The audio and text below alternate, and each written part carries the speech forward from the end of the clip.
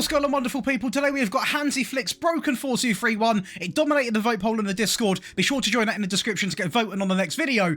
And this tactic absolutely cooks. It won the quadruple and at its best picked up a 96, if I'm not mistaken, % win rate. It's absolutely incredible. Be sure to leave a like and subscribe for more content. Let's get into the results. We've got a lot to talk about. First up is going to be the team you think about when you think of Hansi Flick. That is going to be Bayern Munich. We come out and enjoyed a remarkable season, picking up the quadruple. We won the Bundesliga quite closely, though, I will say, with RB Leipzig matching our points. The Champions League, we beat PSG in the final. The Pokal, we do win over Stuttgart in 2-0 fashion. And the Super Cup, we are also going to win in 6-2 fashion over RB Leipzig. But of course, RB Leipzig put on quite the good display in the league. As you can see, matching our points, fair play to them. It's simply incredible for them, but we do edge it. Harry Kane with 24 goals, Davies, and it is going to be Bowie picking up second and third with the highest average rating, and Sane picking up the most assists in the entire league. Team stat wise, most points per game, most goals at 98, most shots at 641, the fewest shots against at 160. Possession wise, we are going to be in 4th place, with Bayer Leverkusen obviously finishing in 1st place because that is literally their game down to an absolute T. Most dribbles being made coming in at 620, and the fewest conceded, we are going to be joint with Super RB Leipzig. Clean sheets, we're one behind RB Leipzig, which they just about edge, but to be fair, hats off to them for finishing literally joint first, to be fair. But the fact we have won every single other trophy makes up for the fact that this was a little bit closer than to be expected.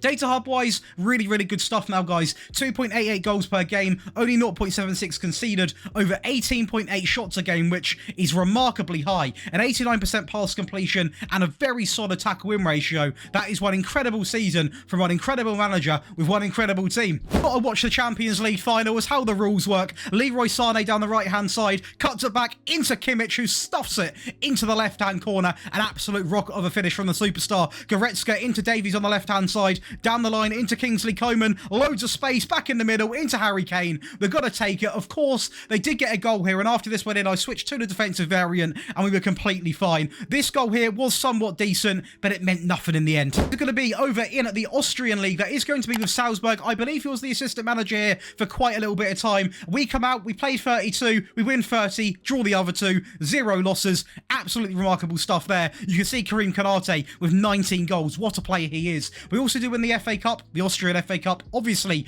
over SV Riyadh there in a 5-2 win, quite convincingly. And this season, we are going to be the main characters, as to be expected. We are the strongest team, second and first when it comes to the goals being scored. First, second, and third with average rating. First and joint second with assists. The most clean sheets.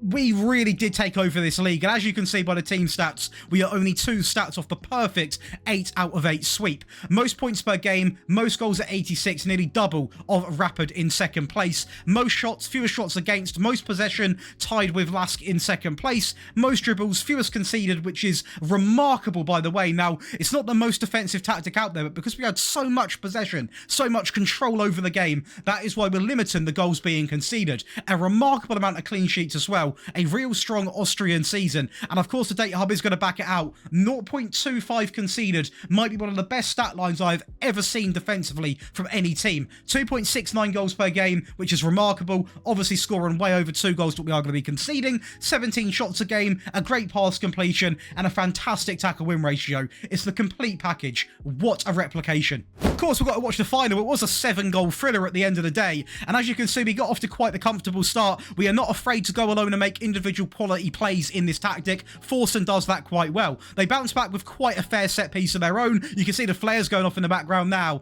We then bounce back with our own set piece into Fernando, and that is one of the better set pieces you're going to see. A great set piece, a great touch, and a great assist. And then another set piece, we're going to take it, a set piece season. We are going to release a video of them being used, by the way. Don't you worry about that. As Fernando stuffs in a penalty, every goal is a set piece, it seems to be, as there is going to be one more goal to wrap it up in 5-2 fashion. This is from open play. A good little give and go there, using the wide area very well. Ulmer in the middle, into Konate. We'll take it. Do your tactics work with poor teams in the Prem, Josh? Yes, they do. Obviously, we're not going to win the Premier League, but we do get Champions League football with Nottingham Forest with 0 signings. I will say, to any Forest fans watching, your team's actually quite good. I was surprised about the amount of players you had. I forgot about half of them. You've got quite a solid team. We also do win the FA Cup in 5-0 fashion over Arsenal, which we are going to watch to see what happened to Arsenal, because God knows what happened to them. The Carabao Cup, runners-up, unfortunately, Brentford, of all teams, knock us out in extra time. But this Premier Division is not to be stumbled upon and ignored. It's a remarkable season. We've got Nuno. Is that Nuno? I don't want to butcher it. It's going to be Nuno Tavares coming in with 7.49 with the average rating. Gibbs White, second most assist or first joint with Ward-Prowse. It's a really solid season. I don't know how many stats we're going to have. We're not even going to have a stat that we are going to finish rank 1 in. But to be honest, goals scored, we are going to be 4th place, which I'm going to take with a team predicted towards the bottom of the table. Possession-wise, we're 8th place. I'm going to take that any day.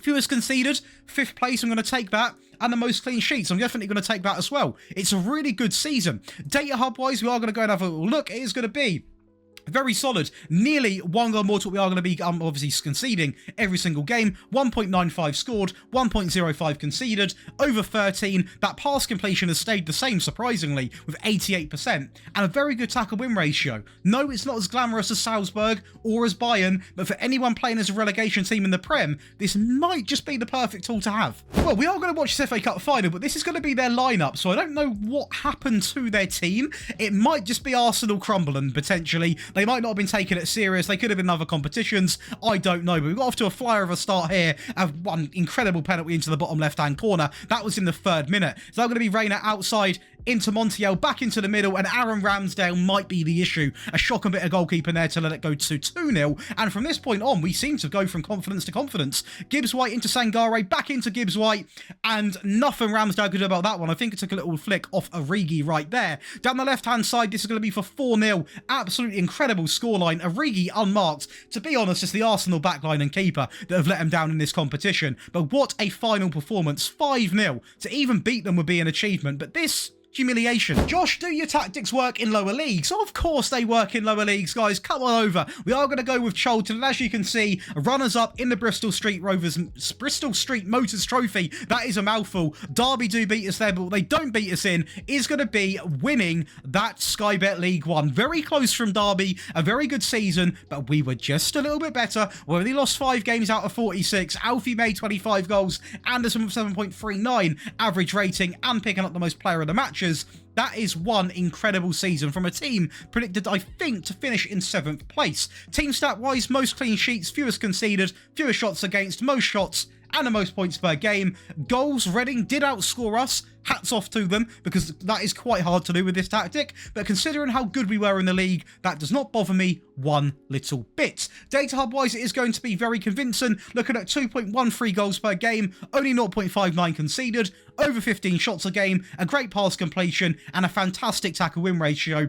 This tactic really does perform at all levels, as proven in this video. Let me know what team you're going to test it with. I love to hear what saves you got going on. I need to see more comments, because I love to see what leagues you're managing in, what sort of standard they are, because it helps me get them teams into the videos. Let's watch some more highlights with this overperforming Charlton team. We'll watch the last game of the season against Wickham, away fixture, which we do win 3-0. Quite a comfortable game, a great ball in there, and a fantastic header coming in from Adoon. A fantastic ball, by the way. What a way to start the game. And we go again just before half-time now with the high press, a mistake being forced out of him, and Anderson goes alone and stuffs it into the top left-hand corner. What a finish from him, as it is now going to be Adoon into the box, a touchdown from Green, back to the original source, into Watson. It's comfortable, we'll take it. And Josh, do your tactics work on console? Yes, they do, of course. You can get the console and the mobile tactics over on the Patreon. We did enjoy a fantastic season here with RB Salzburg. Not the best when it comes to the Champions League or the Europa League, I am not going to lie to you. Definitely performed a little bit better on the PC, but what I will say is,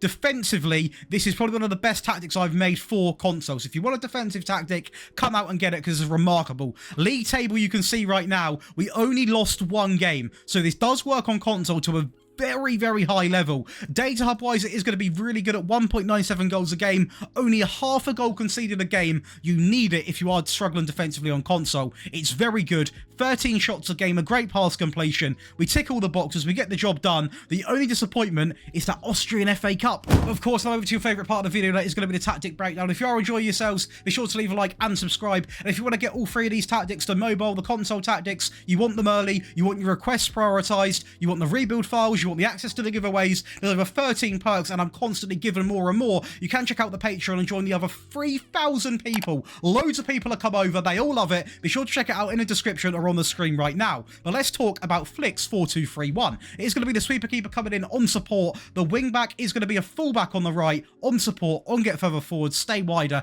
and also tackle harder. And the wing back on the left is also going to be set to support, on run wide, and of course, tackle harder. A bit of a mixture for a very good reason. I wouldn't advise changing it because it worked really, really well. So if you can prevent any change, I would do so. Two ball playing defenders come in now, simply both on the default, because we don't really need them to be dribbling more because we've got quite an aggressive front four, as you can see right now. The halfback is another one of them positions I would highly recommend not changing because it does work really well. On defend, on pass it shorter, tackle harder, and of course mark tighter. Going next to him is going to be the deep line playmaker on support, on more direct, and of course tackle harder. These two in the midfield are a really, really well balanced pair. A very defensive minded player partnered with someone who is going to defend, but is going to be that sort of player who's going to sit deep and pluck long balls out to this very attacking front four, which is going to consist of an inverted winger on the right on attack, on sit narrower, tackle harder, and mark tighter. An inside forward on the left on attack, on sit narrower, tackle harder, and mark tighter. Of course, very important, these are going to be told to sit narrower because these wing backs and this fullback on the right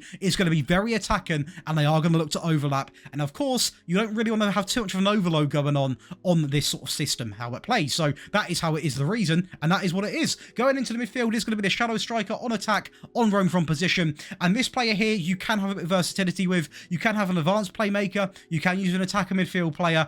I will say you won't score as many goals with those roles because the shadow striker is very good at getting forward and almost acting as a second striker. Sometimes in the game it almost like we had two strikers up front. But if you do want someone purely for the assists, not as attacker minded, maybe you've got someone with bad finishing, you can use that role. Lastly, again, a role I would not change is the pressing forward on shoot more often. Let's go to the team instructions. Of course, over to the team instructions, all based off the gegenpress on the positive mentality. We are going to leave this in the middle. We're going to pass into space.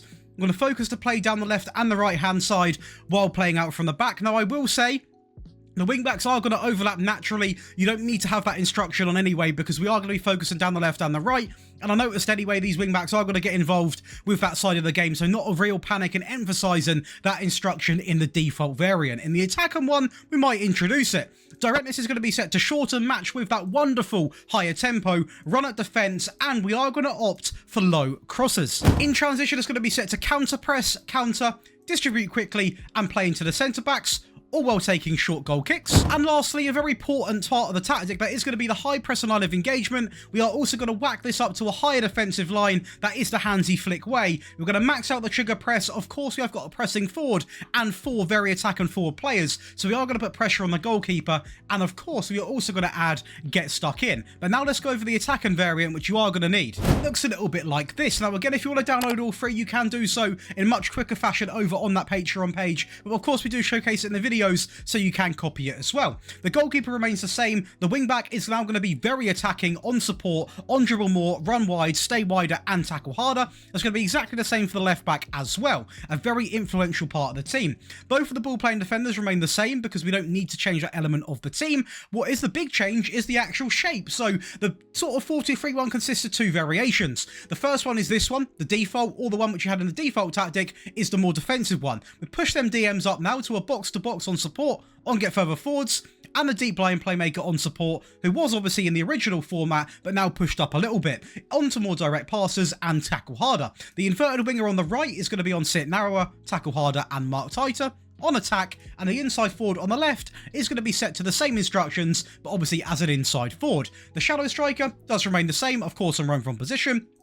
And we actually change for the advanced sword because in this match engine, they typically do score more goals. So we are going to have that on shoot more often. Team instruction wise, again, all based off the same sort of tactical style. This time set to attacking, fairly wide, pass into space, overlap left and overlap right are now going to be on, so they are going to be incredibly overlapping. We're going to focus down the left and the right again while playing out from the back. Shorter, a higher tempo is going to remain the same, but we have added the introduction of both of these now, so run at defense and be more expressive. Obviously in the previous tactic was only one of them, and of course we are going to keep low crosses on because it's the meta. Going to the in transition, it's going to be counter press, counter. We're going to play very quickly, distribute quickly to anyone across the back line while taking short goal kicks. And lastly, out of possession, we're going to use the higher line, the high pressing line of engagement much more often, get stuck in and prevent short goal distribution.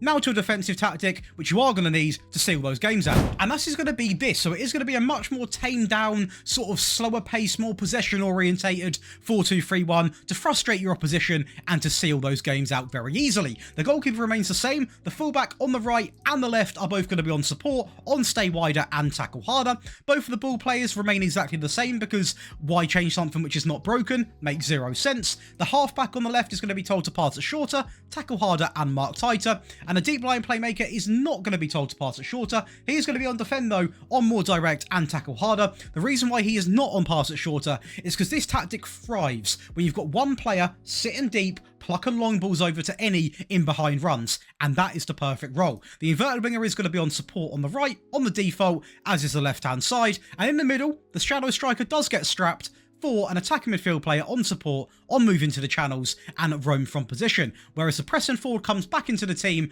simply on attack, on shoot more often. Team instruction wise, again, it is going to be the same tactical style on a balanced mentality, standard, pass into space, focus down the left and the right. Now we are going to have a little bit of a change up, so we're going to go with much shorter, more possession focused, slightly higher when it comes to the tempo, be more disciplined as we're not really trying to go out and score loads and loads of goals, we're simply trying to hold on to the ball with the low crosses. In transition, a little bit different now, so we are still going to counter press, we are going to counter, of course. We're not going to be moving the ball very quickly now. We're going to play to anyone across the back line while taking short goal kicks. And lastly, out of possession, going to look quite similar. Not any time you should be lowering this line because it is not the handsy flick way, so it's going to be higher, the high pressing line of engagement more often and prevent short goalkeeper distribution. That's going to give you three variants: the defensive tactic we just talked about, the attacking tactic to go and outscore teams, and the default tactic. You need all three. Be sure to copy or download them. If you have enjoyed, please do leave a like. It's completely free and helps out the channel more than you can even imagine. And be sure to keep commenting on any future videos you want to see. Enjoy the rest of your day, and I'll see you